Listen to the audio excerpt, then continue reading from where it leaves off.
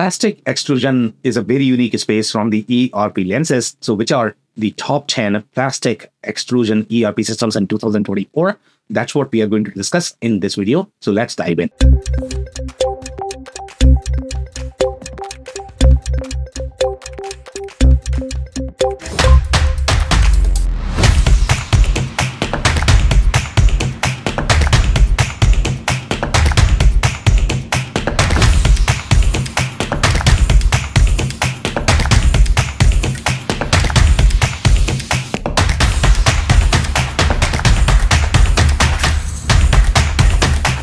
Hello everyone, my name is Sam Gupta. I am principal at Elevate IQ.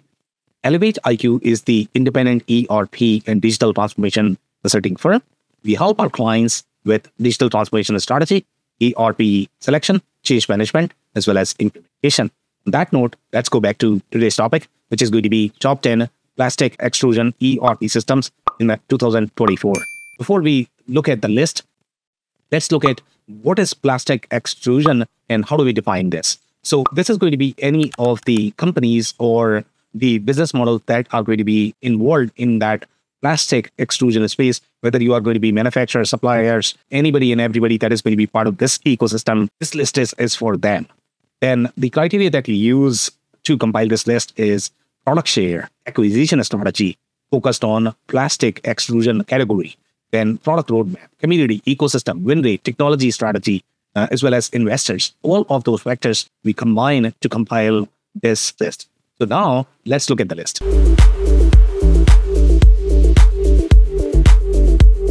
Number 10 on our list is Plax. And Plax is ideal for plastic extrusion companies. They are going to be in Ford or Toyota ecosystem in general.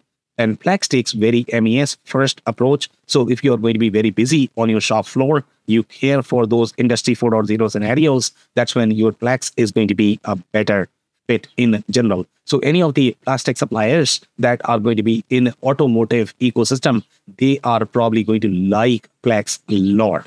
The other strengths that we are looking at from the Plax perspective is stronger automotive last mile capabilities that you are going to have pre-baked, pre-built. You are going to have a lot more street capabilities that you would acquire from third-party vendors. With the other solutions, that is not going to be a problem with Plax, and the technology is very cloud native as well. So that's going to be a huge plus for Plax.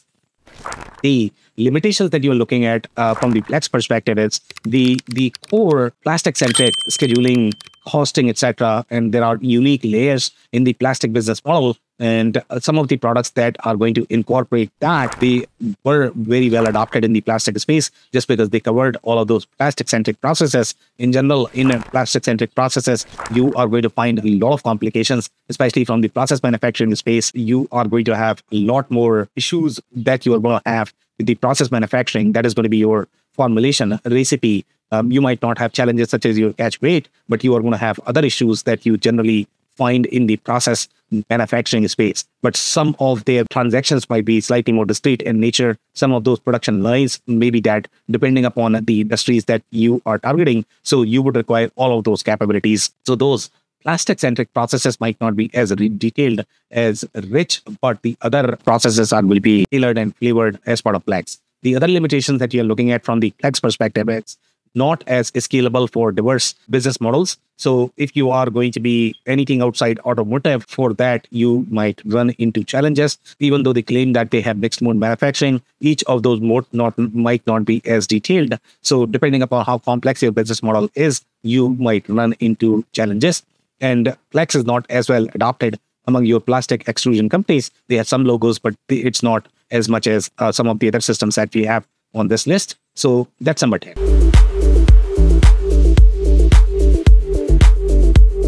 Now, number 9 on our list is CIS Pro. And CIS Pro is ideal for plastic extrusion companies that might be outgrowing QuickBooks at this point of time.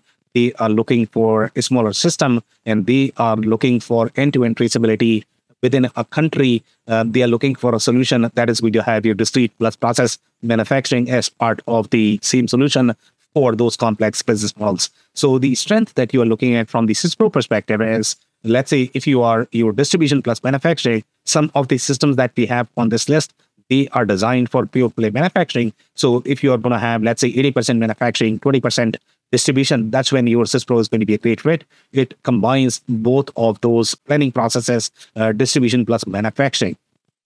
The inventory layers are going to be another challenge in the plastic space. For the most part, they are going to have a lot of different attributes that are going to be part of the product, and those attributes are going to be part of your supply chain planning, just because these companies are going to be very heavy in supply chain as well. And then finally, you are going to have all of those inventory layers as part of your scheduling planning as well. So some of the systems that we have on this list might not do as well, just because they don't have those attributes that are going to go through the entire process end to end. That's when your CIS Pro might be a great fit. The formulation and recipe support, that is natively built as part of the product. So that's a huge strength for the CIS Pro product. And limitations that you are going to run into from CIS Pro perspective is those complex processes from the plastic perspective are not going to be as detailed as you're going to find with slightly more plastic-centric products. And it's not as well adopted among plastic extrusion companies. And then you are also going to have very limited global consolidation capabilities. So if you are very global companies present in many different countries and you care for that operational supply chain synergies collaboration, then CIS Pro might not be the best fit. So that's number 9.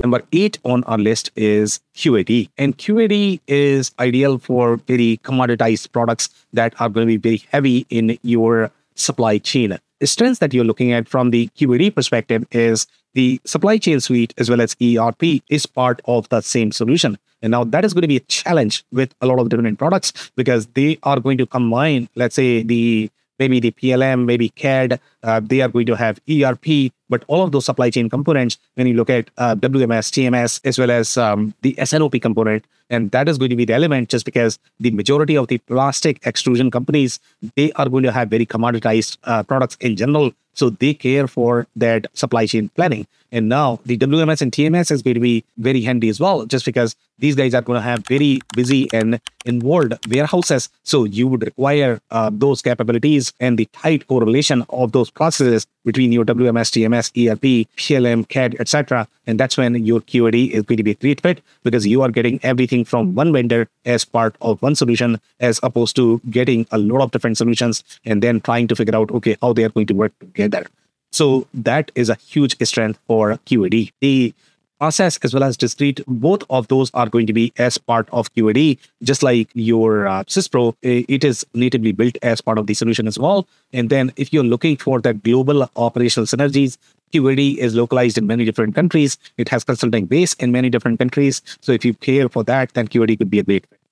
The limitations that you're looking at from QAD's perspective is a technology that they have announced that they are migrating their product on the cloud native technology, but it might not be stable for the next few years, and all of the modules might not be migrated to new technology. So you need to vet more in terms of what has been migrated and how that change is going to be. From your perspective, what you are going to get in the cloud native version, it might take few years before the cloud version is completely rolled out. The ecosystem is not just as with any prescriptive products. The ecosystem consulting base is not going to be as much as you are going to find with other generalized products. So that's going to be a challenge with QAD. And again, it's not as well adopted among plastic extrusion companies than some of the other products that we have on this list. So that's number 8.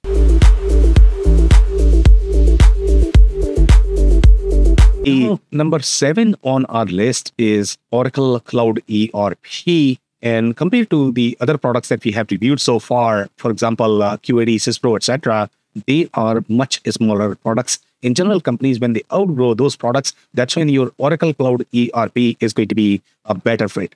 Generally, these companies are going to be very publicly traded. They are going to have a lot of different business models that they are trying to accommodate as part of one solution. They care for that end-to-end global financial traceability, sometimes your operational and supply chain traceability as well. So depending upon what they are trying to consolidate and how much traceability that they care for, Oracle Cloud ERP is going to be a very large product that only the large companies are going to find.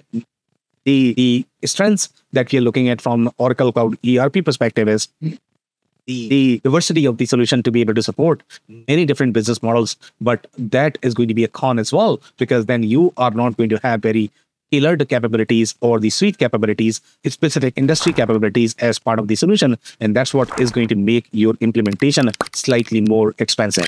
Now, the depth of ERP layers are going to be far more in terms of the moldability to be able to support many different business transactions, but that also increases the cost from the implementation perspective, because your implementation is going to be far longer to be able to test all of those processes, to be able to configure, to be able to align with your industries, which are going to be flavored with other prescriptive solutions.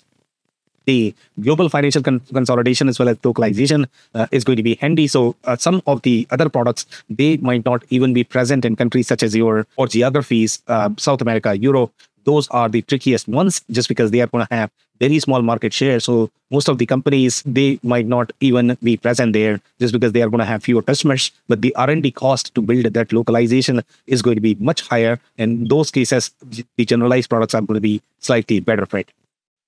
The limitations that you're looking at from the Oracle Cloud ERP perspective is the plastic-centric suite capabilities. They are not going to be as natively built. They are not going to be as natively supported coming from the same vendor. So that's the issue that you're going to run into this one. And then your implementation is probably going to be slightly more expensive. And again, it's not as well adopted among SMB plastic extrusion companies. When you look at the large companies, they might use Oracle Cloud ERP just because they care for that financial layer far more than operational layer. That's why they might use Oracle Cloud ERP. But for the most part, if they are looking for operational consolidation in one solution, then it might not be the best fit. So that's number 7.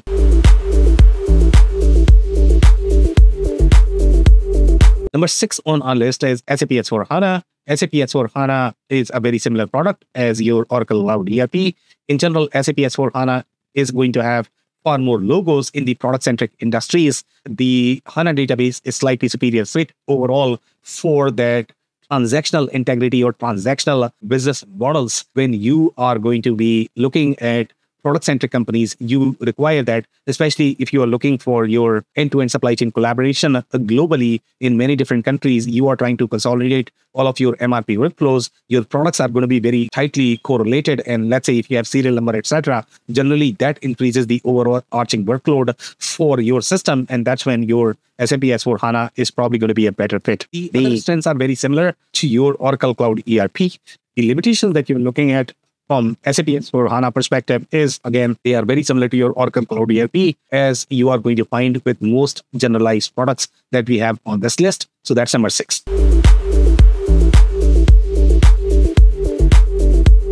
Number 5 on our list is APICore Kinetic. APICore Kinetic is going to be a better fit for plastic companies that are going to be slightly more discrete in nature than your process. In general, the plastic extrusion companies have a very hybrid business model. APICore Kinetic is also going to be a better fit when these companies are going to be slightly more on the manufacturing plus distribution business model. In general, a lot of plastic companies are going to have very heavy presence in e-commerce. If you have that, then you are going to require that distribution planning and a lot of manufacturing focused products. For example, let's say if you look at QAD or your IQMS, those products are not going to be as great with your distribution planning. And that's where your APICore Kinetic really shines. The other strengths that you're looking at from the APICore Kinetic perspective is the inventory is very complex, and that helps in your plastic-centric industries. In general, their inventory is going to be very complex, and typically that is going to flow through your end-to-end processes, whether you look at just from the reporting perspective or also from the scheduling perspective. You are probably going to require that. The suite capabilities are not going to be as strong from the suite perspective. The suite is not going to be as tailored for your plastic extrusion companies, and it is not as well adopted among plastic companies as the other products that we have on this list. So that's number 5.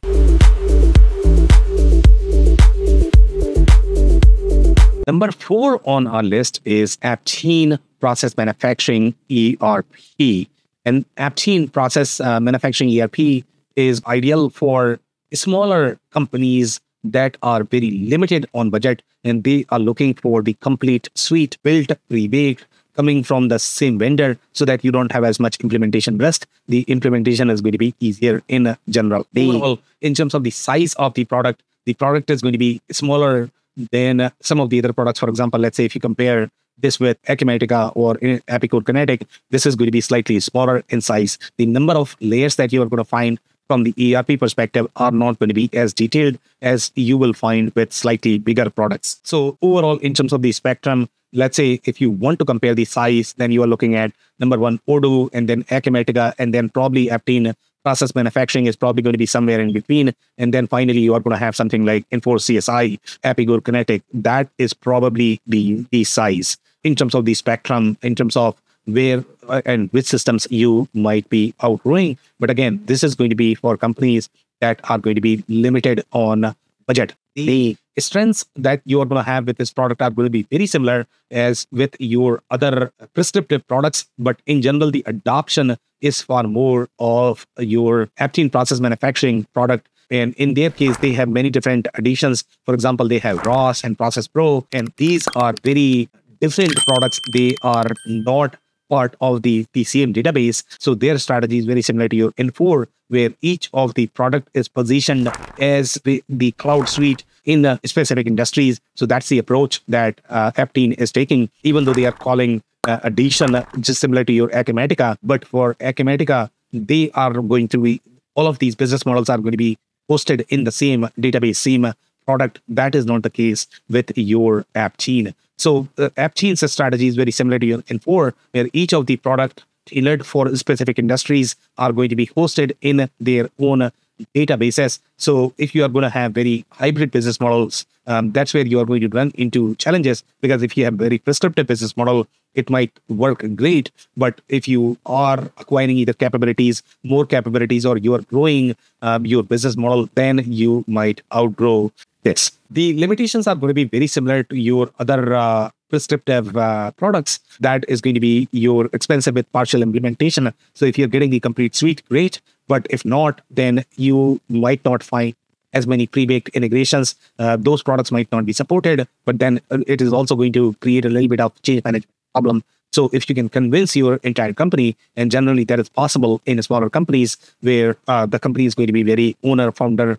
controlled, they might be able to do this. But if you're going to be very large, that becomes a challenge in convincing all of the departments to move to just one solution, then utilizing the tools of their choice. So that is the challenge that you're looking at. And again, it's not as diverse overall from the business model perspective, and it's not as well adopted among plastic-centric companies that you are going to find with the other solutions on this list. So that's number 4.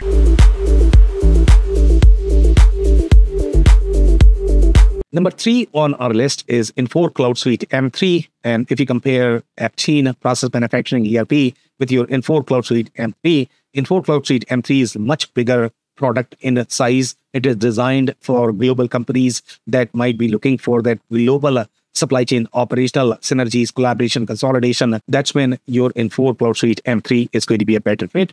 Generally, this is going to be applicable for companies when they might outgrow Aptine process manufacturing, but they are looking for very similar capabilities. They are still limited on budget, and their business model is very fixed. They don't foresee that their business model is going to grow. Then your Infor Cloud Suite M3 might be a great fit, because you are going to get all of these capabilities from the same vendor as part of the suite. Your implementation is going to be cheaper in general. So other strengths are going to be very similar to your Aptine. The inventory is going to be very complex. One of the advantages that you have with Infor Cloud Suite M3. So if you are going to be very retail-centric business, distribution-centric business, in those cases as well, Infor Cloud Suite M3 could be a great fit.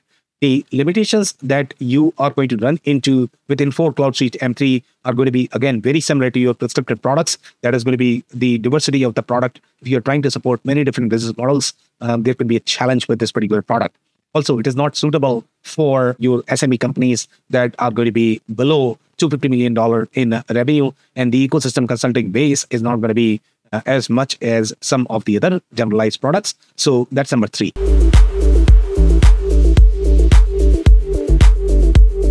Now, number 2 on our list is Microsoft Dynamics 365 F&O. In general, F&O product is a very generalized product.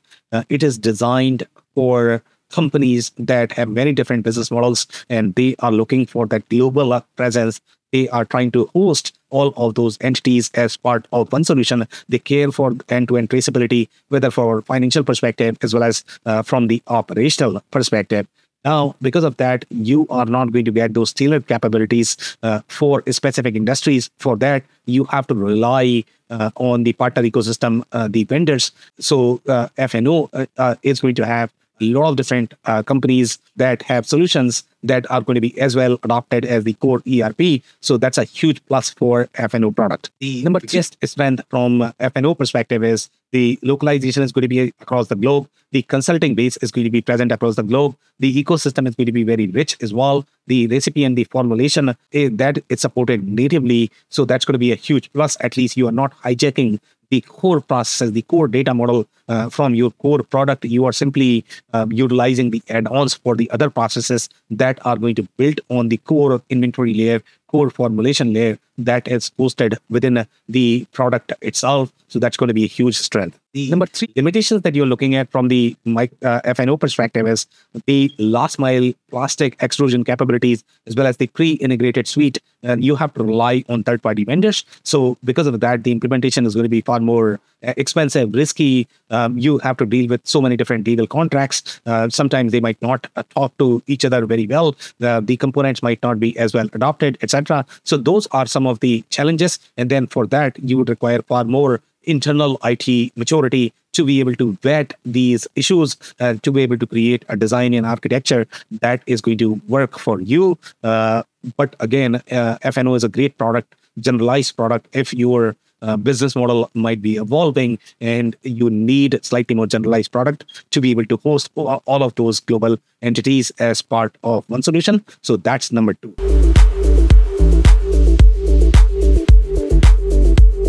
Number 1 on our list is Dworks or IQMS. The reason why it is number 1 on our list is because it is go-to solution for SMB plastic extrusion companies. It is the most adopted product among plastic extrusion companies, even as of today, even if they are going to be on the legacy technology, legacy version, but they appreciate that just because they are going to have those plastic-centric processes flavored as part of the solution, the scheduling, the inventory, the supply chain planning, all of that is going to feel very natural as part of the product. That's why it is so highly appreciated among plastic extrusion companies. And then the other strength that we are looking from Dworks perspective are going to be the whole suite capabilities that is going to be pre-integrated, pre-baked, coming from the same vendor. The limitations that you're looking at from the IQMS perspective is the technology is very legacy. And if you're looking for slightly more partial implementation where you are trying to integrate your own tools, you might run into challenges. Your implementation might become far more expensive. You might not have as many pre-baked integrations in the community just because your community ecosystem is going to be not as rich as your generalized product. So those are some of the limitations. So that's number 1. If you enjoyed this video, we publish these videos on a weekly basis. So like and subscribe on YouTube. This podcast is also available on Spotify and Apple. So you might want to check there and subscribe. And we are also going to include a detailed article that is going to have much deeper intel. So you might want to check that. Also, if you have not checked our digital transformation report for 2024, we publish this report annually, update them, include a lot of different lists, as well as insight to be successful with your digital transformation journey. So check that out. On that note, thank you so much for tuning in. I'll see you in the next one.